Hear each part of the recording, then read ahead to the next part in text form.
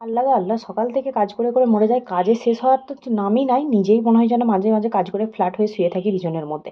তো সকালটা শুরু হলো খুবই ধীরের সাথে, কিন্তু রাতটা কেটেছে খুবই ব্যস্ততার মধ্য দিয়ে। সকালে করেছিলাম আলুর দম, আর সেটা আমি বাসি রুটি দিয়ে খেলাম লঙ্কা চিবিয়ে। আর ও খেলো হচ্ছে ময়দার পরোটা। ওর কমেরাটা একদমই শ্যুট করে না, মানে ও একদমই পছন্দ করে না। আর মেয়ের জন্য কমেরাটার ময়দার পরোটা বানিয়েছিলাম। এদিকে দেখো রাতের ভিডিওটা তোমাদের সাথে এখান থেকে শুরু করছি। এদিকে চাপিয়েছি আলু ভাজা, আর এদিকে রয়ে গেছে সকালের কয়েকটা ভাত, আর নিজের জন্য রুটি বানাবো বলে আটা মাখা আছে। আর সন্ধ্যাবেলা গিয়েছিলাম মার্কেটে, কী কী কিনে আনলাম এই ভিডিওতে তোমাদের সাথে সেটাই আমি শেয়ার করছি। জিঞ্জার গার্লিক পেস্ট কিনেছি, কারণ আমার কাছে আদাটা শেষ হয়ে গেছে।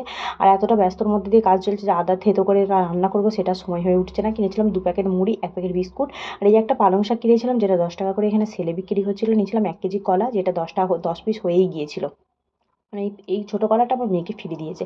আর নিয়েছিলাম আমার ফেভারিট কাঁচা লঙ্কা, 5 কেজি পেঁয়াজ, 5 কেজি না সরি 4 কেজি পেঁয়াজ। এখানে এখন 100 টাকায় 4 কেজি পেঁয়াজ পাওয়া যাচ্ছে। আগে 5 কেজি, 6 কেজি, 7 কেজিতে পর্যন্ত পাওয়া যেত। এখন দামটা একটু বেড়ে গেছে। আর ও যেহেতু 10টায় খিচুড়ি খাবে বলেছিল, তাই কিছু মিক্স সবজি, আলু, আর এই যে 3 রকম ডাল নেওয়া হয়েছে।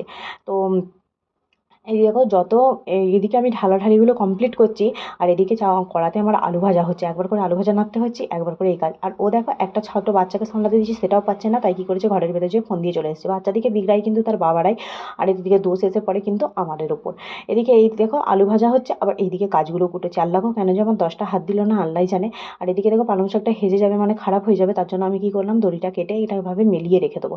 আর আমার হাজবেন্ড কিন্তু খুব পরিমাণে সবজিগুলো, আবার ও সবজি খেতে খুব ভালোবাসে। আমি আর সবজি খাই খাই না না, সব রকমই খাই, কিন্তু ওর মতো অতটা সবজি পাগল আমি নয়। আমার একটু মাংস মাছ হলেও কিন্তু আমার হয়, ভালোই লাগে। ওকে যদি সারাদিন সবজি দিয়ে রাখা হয়, সারাদিন সবজি খেয়ে থাকতে পারবে।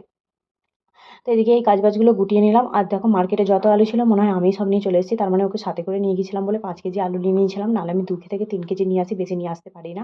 আর এদিকে দেখো সব গুটিয়ে গাটি, এখানের লোকের আলু খায় না তো কী হয়েছে, আমি এসেছি না বস, আমি আলুগুলো খেয়ে সব শেষ করে দেবো। আর এই দেখো সব গুটিয়ে এখানে নোংরায় ভর্তি হয়ে গেছে। এটা যদি আমি এক্ষুনির মধ্যে পরিষ্কার পরিচ্ছন্ন না করি, তাহলে এক্ষুনি গোটা ঘরটা নোংরা হয়ে যাবে। তাই আবার এটাকেও তাড়াতাড়ি করে পরিষ্কার করতে হলো। এরপর বানাবো হচ্ছে রুটি। রুটি করে আবার মেয়েকে খাওয়ানো রয়েছে, তারপর নিজেদের খাওয়া। শুতে প্রায় রাত্রি 11টা থেকে 11:30 বেজে যাবে। তো তাড়াতাড়ি করে রুটিটা একটু ভালো করে ছেনে গুটিগুলো কেটে নিচ্ছি।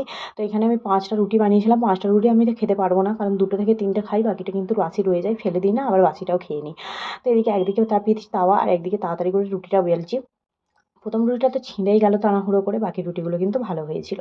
তো রুটি বানিয়ে মেয়েকে খাইয়ে দিয়েছিলাম। মেয়েকে খাইয়ে দিয়ে এই যে নিজেরা খেতে বসেছিলাম। ও খেলো ভাত, আলু ভাজা আর ডাল। আমি খেলাম এই যে কাঁচা লঙ্কা কামড়ে কামড়ে, পেঁয়াজ কামড়ে কামড়ে রুটি, শুকনো রুটি, আর আলুর দমটা ছিল সেটা দিয়ে।